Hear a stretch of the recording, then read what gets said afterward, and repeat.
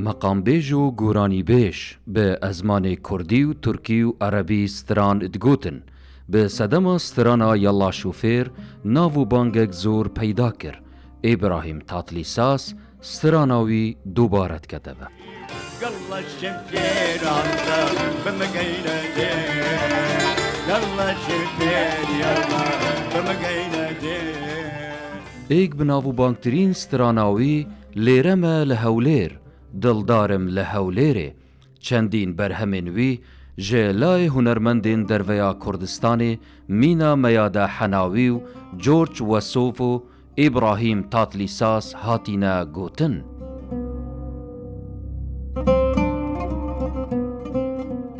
لسالا 1933 لگرکا تعجیل لباجر هوليرج دایک بویا او اتشاف پیکفتنکا خوداد بیجه به اصل ام خلک دربند لدور بالاکا تیینه باب اربیلی لسالا 1898 لگند باوکراویی اتهین بو هولیرو نیشت جید بن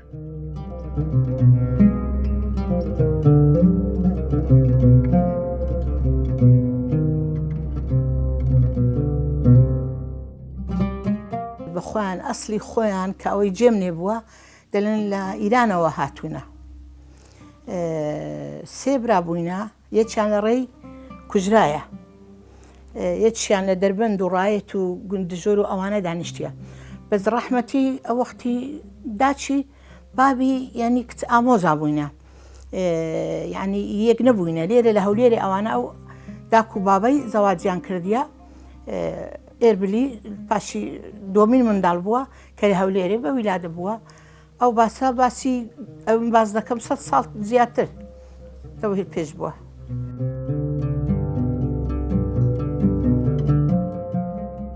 محەممەد ئەربیلی لە ساڵە 1940 ئەچیتە بەرخێندنێ لە قوتابخانەیە ئەربیل ئولا بەردەوام بە حتا ساڵە 1949 دیڤدا به صدم خرابیا بجێوی ژیانێ نەچار دبە دەست لە خوێندنا خوا هەل بگریت لەبەر ئەوەی وازی لە خوێندنینە یعنی ئەو کاتی عالەمەکە هەژار بوو وانە بوو ئیمکانەتیان نەبوو کە تەڵەبە تەواو بکاتن و ینی دەربچیتن وازی لێ هێنە باسی دەکردێگۆ بژێوی ژیانمان باش نەبوو هاتمە دەرێ لە مەکتەبێ لەگە بابم ئیشم دەکرد.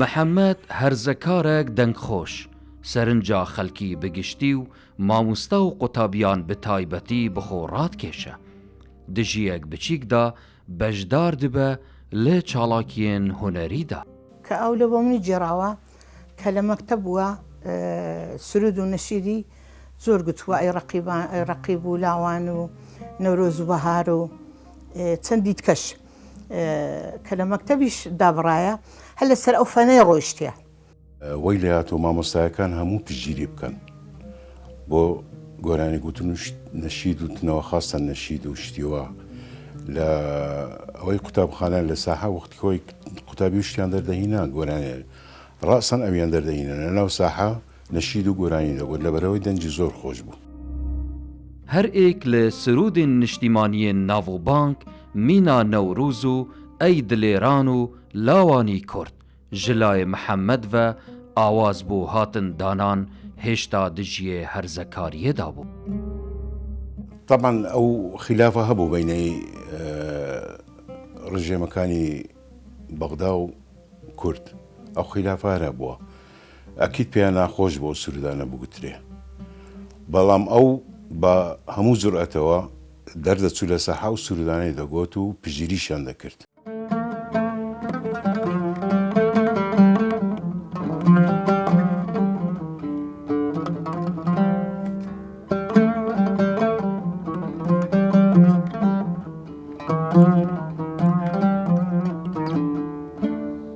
لێرەمە لە هەولێر دڵدارم لە هەولێرێ لێرە مەولا هەولێرێ دڵدارم لە هەولێرێ دووچاری جوانێک هاتم دووچاری جوانێک هاتم چەندەکەم بۆم ناگیرێ لێرە مەولا هەولێرێ دڵدارم لەو لێرێ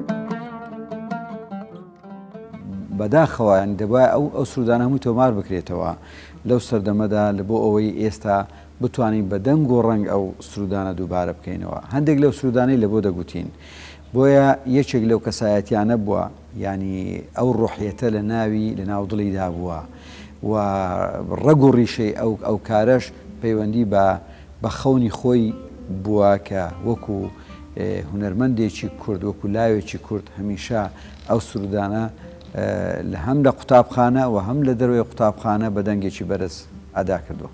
لە ساڵە 1956 ئەو دەما مەلیک فەیسەڵی دوێ پادشای عێراقی سەردانا هەولێر کرد لە دیوەخانە مەلا ئەفەندی محەممەد چەندین مەقام و سترانên فلکلۆری پێشکەش دکات وەک ئاهنگا پێشوازیکردن لە پادشایە عێراقی.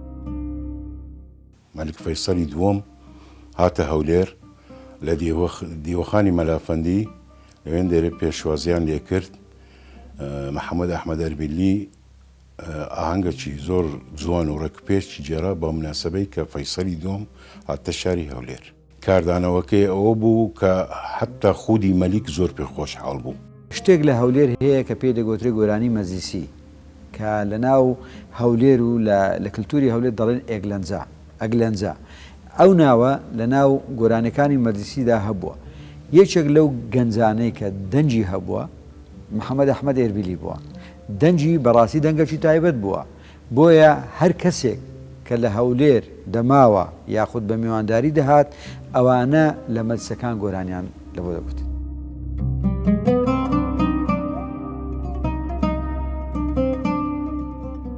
هونەرمەند محەممەد ژلای موسیقاژەن مەجید فەتاح گرنگیەک زۆر پێدەدە. هەروەسا مامۆستا عەزەدین فەیزی ئەدبیتە پاڵپشتێک ڕاستەوخۆ داکو بە جوانی بکەویتە سەر ڕێچکە دروستە هونەری. عەزەدین فەیزی مامۆستا بوو بەڵام سیاسیش بوو، سیاسەتمەدار بوو و پشتگیری محەممەد ئەحمەد ئەربیلی دەکرد دەیویست لەوەی نەوەکی نوێ پەیابیتن لە بۆ کورد کە دیار بن لە ناو نەتەوەکانی تر. دیارە لاساییکردنەوە لە هونەردا بەشێک بووە لەوەی کە هەموو ئیبداعات لە لاساییکردنەوە دەستی پێکردیان. یەکێک لەو هونەرمەندانەی کە لە قوتابخانەکانی مشکۆ قوتابخانەی حەیدەرە کەچەڵ و شەهابە بووە و کۆمەڵێک هونەرمەندی تر کە ئێستا ڕەنگە ناوەکانیان نەتوانم بێنم یاخود لە زاکرەماندانەبی ئەوە بوو محەممەد ئەحمەد ئێربیلی قوتابیەکی ژیر بووە. محەممەد ئەربیلی زۆربەیە گۆرانی و بەستەین کوردی و تورکمانیên وی دەمی بەردکەت لە کۆڕ و هەلکەفتاندا ڤەتهێنیت. لە منداڵیەوە حەزی لە مۆسیقا و گۆرانی عەبدولوەهاب بوو، گۆرانی بێژی مسری ناوبانگ دایما گۆرانەکانی وی دەگۆتەوە. یعنی حتا ئێستا پێش ئەوەی کە ئەمری خوۆش بگاتن هەموو ڕۆژێ داوای لە من دەکرد گۆرانی عەبدولوەهابی لە یوتیوب لە بۆی لێدەمەوە، ئەوەندە حەزی لێ بوو. هەمیشە جۆڕایلی ئەو هونەرمەندانە بووە. دواتر بووە بە نەجمێک و ئەستێرەیەک ڕەنگە بەڕاستی هیچ لە کارەکانی هونەری مشکۆ کەمتر نەبووبی یاخود لە کارە هونەرەکانی حەیدەرە کەچەڵ و سەرجەمە هونەرمەندانێکە لە پێشەویدا بوون بۆتە یەک قوتابخانە و توانیوێتی جێخۆی بکاتەوە. لە ساڵە 1953 محەممەد ئەربیلی ئەچیتە ئەرکێ سەربازیە و پشتی تەمامبوونا ئەرکێخوا لە ساڵە 1960 لە نەخۆشخانەیە کۆماری لە هەولێر وەک شوفێر ئەتهێت دامەزراندن سترانە یەڵا شوفێر بەرهەم ئانی گەلێک بەرنیاز بوو. نظامی دەوڵەت بوو تەمانە دەبی کە عمرت بۆ 18 ساڵ دەبێت چ عسکەری چوە عسکەری تەواو کرد هاتەوە لە پاش ئەسکەری گۆرانیە لە شوفێری گوت یەکێک لەو هونەرمەندانە کە درچی بە مەسەلەکە کردیەکە ئەو تەکنەلۆژیایە هاتیە یاخود ئەو کەرستەیە هاتیە لە بۆ خزمەتی مرۆڤایەتی بۆیە داوای کردیەکە شۆفێرەکە زوو لێ خوڕی و بیگاتە یارەکەی دیارە ئەو خەون و خەیاڵی لە ڕێگا پێی بووە لە ڕێگای هەر لە ناو سیارەکە ئەو ئاوازەی لە بۆ هاتیە و ئاوازەکەی لە بۆ دانایە. بسەدەما گوتنا سرودا ئەی دلێران و لاوانی کورد ji aliyê desthelata Iraqê ya wî serdemî ve et hêt zîndanî kirin.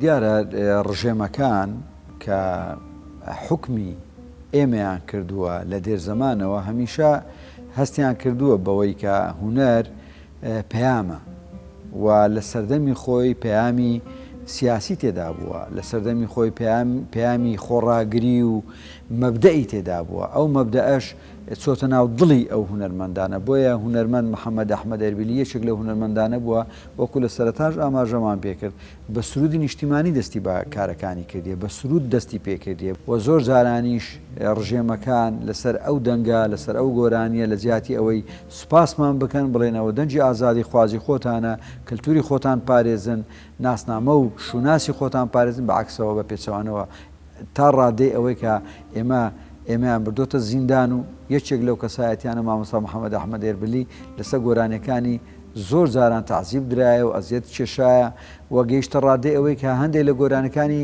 ترک بکرێن یان لێ نەدرێن یان عەرز نەکرێن یان سانسۆریان لەسەر بێ.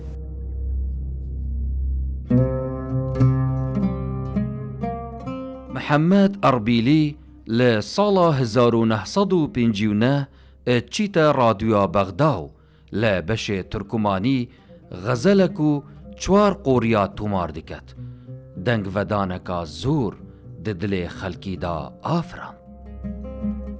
دیتیان کە دەنجی زۆر خۆشە و دەنجی زۆرەوەیە پاڵپشتیان کرد وەی لات دووبارە و سێبارە چووە گۆرانی زۆر تەزیل کرد بە لەبیرم نەمایە تەبان گۆرانەکان چیە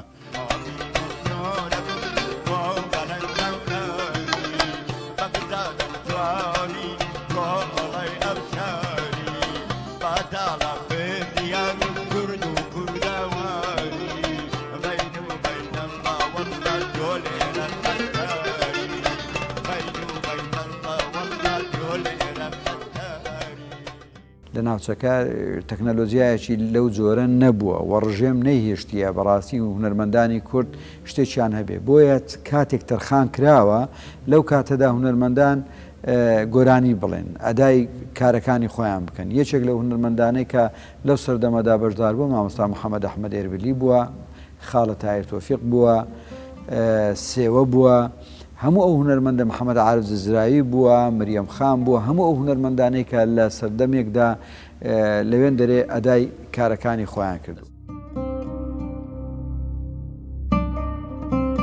ئەربیلی ئەدبیتە هەواڵ و هەفپیشە ئەدگەل هونەرمەند مشکۆ وەک هەواڵ چەندین ئاهەنگ و هەلکەفتان لە هەولێر و کەرکووک و سلێمانیێ ئەنجام دەدا. خۆی لە هەولێر مەسەلەن خەڵک منداڵی سونەت دەکرد ژنی لەو کوڕی دەهینا و ئەگلەنجە و شتیوان دروست دەکرد ئەوان دەچوون بەجاریان دەکرد هەر پێکەوە بوون هەتا مشکۆش ئەمری خوای کرد هەر پێکەوە بوون. ئەمە ئەوە دەگەیەنێ کە زۆر جاران مامۆستا شانازی بە قوتابیەکانی خۆی دەکات کە زانی کە قوتابیەکەی زیرەکە و بەرەو ئاراستەیەکی باش دەڕۆ شانازی دەکات.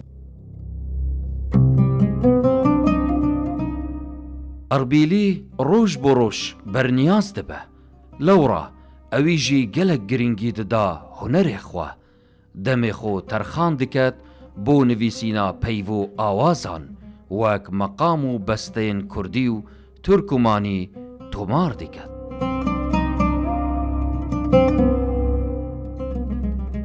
خۆی هەر کوردێک کە محەممەد ئەحمەد ئەربیلی ناسی بیتن بەبیری دێتەوە کە یەکەم کەس بووە سرودی نیشتیمانی لەسەر نەتەوەی کورد گوتیە.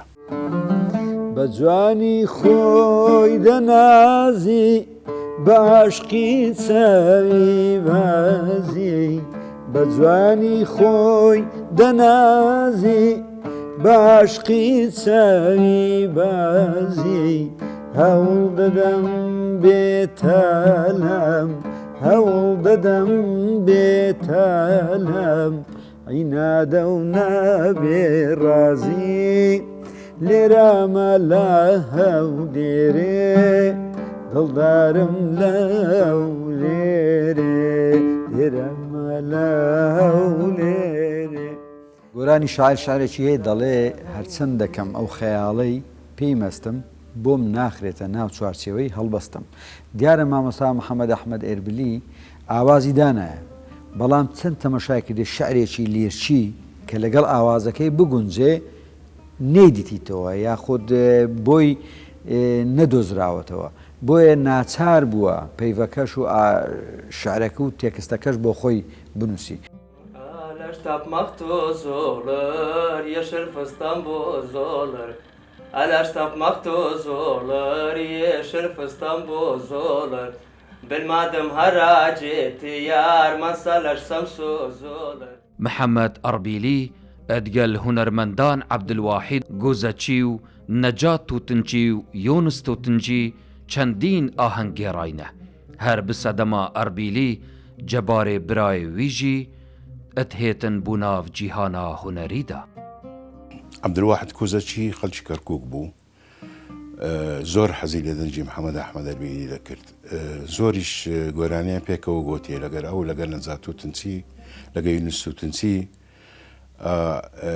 شتێکێ بە پێتان بڵێم لەوانەیە کەم کەس بیزانیتن، ئەربیلی کە چوو حەفلەی کرد لەگەر کۆزەچی لە کەرکووچێ، گۆتیان سارەی محەممەد ئەحمەد ئەربیلی بە 12 کەسان هەڵیان گرتبوو، ئەوەندە خۆشیان دەویست. پیاوێکی تێکەڵ بوو و هەر کاتە گەشت و سەیران لەگەر مامۆستا محەممەد ئەحمەد ئێربلی کرد بە بەڕاستی حەزل لێ بوو. هەمیشە سیارەکەی سندوقی سیارەکەی کۆمەڵێک فەواکی و کۆمەڵێک خواردنی کوردەواری کۆمەڵێک شتی تێدا بوو، ئەگەر لە ڕێگا ڕاوەستابای سندوقەکەی دەکردەوە حەزی لێ بوو پارچەیەک خواردنت بداتێ وەکو برێک پێشەوەی بگەیە سەفەرەکە. وە قسەی خۆش بوو و ئینسانێک بوو بەڕاستی لە قسەکانی تێر نەدەبووی، مێژوەکی جوانیشی لەلا بوو، پیاوێکی ڕازگۆ بوو و هەر کاتێک لە ناو بازار و لە شوێنەکان خەڵک دەیدیت و ڕسمێکی لەگەڵ دەگرت. ئەربیلی بە شێوازی مەقام ڕست و مەقام بەیات و مەقام کورد بەو یعنی خبرەکی زۆری هەبوو لەو مەقاماتە، زۆر زۆر لە ناو مەقاماتە کوڵا بوو، زۆر بەشی ئیسفادەی لە محەممەد عەبدولوهابی کردبوو. ئەو لێرەکەی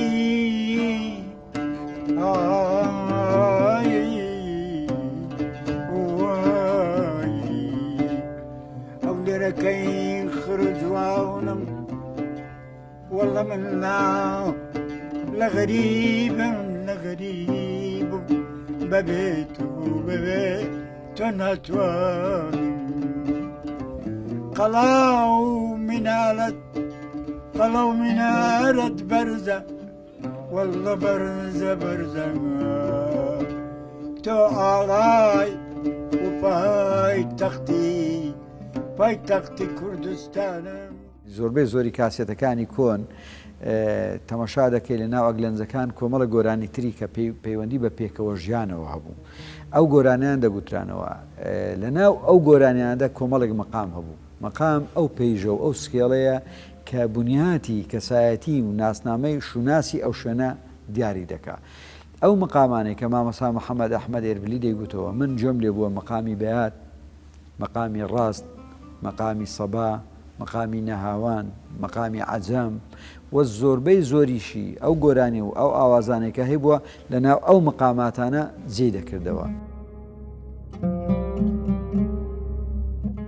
لە ساڵێن هەشتەیاندا ئێک لە شوفێرên تەکسیە کۆ هاتوچوت کرد ناوبەرا کوردستان و تورکیادا کاسێتەکە ئەربیلی بۆ ئیبراهیم تاتلیساس ئەدبەت ئەو gelek pê karîger be. کاری باش یەکسەر خۆی دەناسێنێ بە هەموو دنیا. کە هونەرمەندانی دەرەوە ئەو هونەرمەندە جیهانیەکان کە گوێیان لە دەنجی مامۆستا محەممەد ئەحمەد ئێربری دەبوو سەرنجیان دەدا و تێبینیان دەکرد بەوەی کە دەنگێکی سازە و دەنگێکە پێویستی بەوەیە کە کۆمەڵێک کاری هوەری لەسەر بنیاد بندرێ. خۆی لە ناو هەموو دنیادا مۆسیقا جیهانیەکان بنیاتەکەی پەیوەندی بە کەلەپوری ئەو نەتەوەوە هەیە. دیارە نەتەوەی کورد ینی زۆربەی زۆری کارە هوەریەکانی بەڕاستی بەداخەوە ئەو قسەیە دەکەم دزراوە.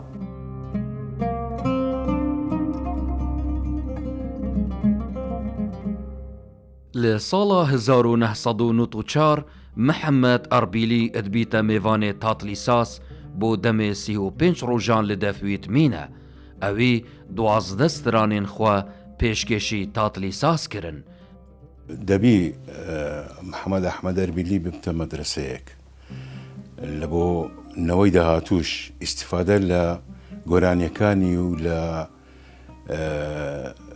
خبرەی محەممەد ئەحمەد ئەربیلیانەبی کە ئەو مەقاماتی گۆتووە کە ئەو شتەی گۆتووە.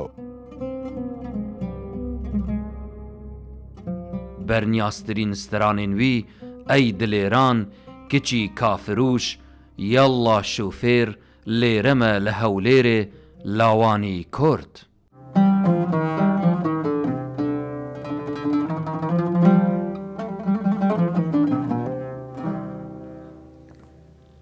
گیانە لای عشقت سوتە هەناوەم گیانە لای عشقت سوتە هەناوەم دڵداری تۆمە من چارەم چییە چیژەکەی کەفرۆش 16 ساڵیە. مۆسیقا و گۆرانی پاسەپۆرتی نییە زمانی گەلانە بۆیە کە تۆ ئەگەر تەنها ئەو میلۆدیە کە بەگوێی ئینسان دادێ دەزانێن نەتەوەکە دەناسێتەوە ئاوازەکە دەناسێتەوە شوێنەکە و شوناسەکە دەناسێتەوە. مامۆستا محەممەد ئەحمەد ئێربلی وای کردێ کە هونەرمەندانی دەرەوەش بەواسطەی مامۆستا محەممەد ئەحمەد ئێربلی گۆرانی و ئاوازی کوردی بناسن. دووچاری جوانێک هاتم دووچاری جوانێک هاتم سندەکەم بۆم ناگیرێ لێرامەلا. محەممەد ئەربیلی لە 15 حوزەیرانە ساڵا 2022 بە سەدەما خراپیا ڕەوشاویە تەندروستی لە نەخۆشخانە ژین هات نڤاندن. وڵی جەنابی سەرگودوی خدا ئەمەری دێش کە تەمەنی دێشکە یاڕەبی لە گەنگۆ لەگە هەمووان گوتبی چ دەوێت بۆ دەکەم چێ دەرێ دەتنێرم ئامادەش بوون کە بینێرن و ئەڵمانیا بیرە بۆ خارج دەرەوە یعنی بە عیلاجی بەس ئەمە بە خۆمانە ڕۆیشتن چونچی کەلچی نەما بوو نەیدەتانی لەنا ئەو پژیان زۆر کرد ئەوان مەمنونی بە جوانی خۆی دەنازی باشقی چاوی بازی هەوڵ دەدەم بێتالام هەوڵ دەدەم گیان بێتالام عینادە و نابێ ڕازی. لە سەرەمەرگ بوو کە چوومە لای یعنی ماوەی نزیکەی چەند سەعاتێکی زۆر بوو قسەی نەکردبوو بە هیچ نەوەک کە چوومە بنجۆی و گوتم لێرەمە لە هەولێرێ دڵدارم لە هەولێرێ یەکسەر چاوی کردەوە و کۆپلەی دووەم لەگەڵ من ئاوازەکەی گوتەوە. دووچاری جوانێک هاتم سندەکەم بۆم ناگیرێ لێرامە لاو لێرێ ئوستاد دڵدارم لاو لێرێ. پشتی بۆرینا 5 ڕۆژان دە هەمان مەهدا گیانێ پاک و جوانێ خوا لە دەستدا لە قەبرستانە کەس نەزان هات خاکسپاردن بڕێو ڕەسمەکێ هەژیدا.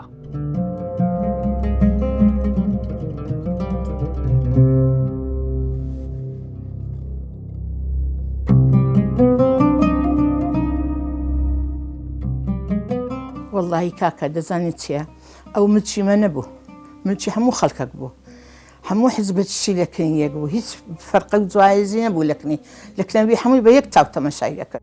هات گوتی سامیری زۆر حەسەنە زغارەیە زغارەی زۆر لە خوارد تا ئەو کاتێککە ئەمریقاش کرد گوتە مشکلێک نییە قسخانی زغارە مەمنوعە پەنجەرم کردەوە زغارەکەم نوێ پێکردامێ زغارەی خواردەوە هەتا نیوەی خواردەوە فڕیدا گوتی ئەلحەمدوللا ئیسراحەتم کرد. زۆر کەیفی بە کوردایەتی دەهات ئەوی کورد باە کەیفی پێدەهات ئەو بە هەموو کەسەکی کەیفی دەهات بە تورکمان و بە عەرەب و بە کورد و ئەو شانەی نەبوو زۆر سادە بوو.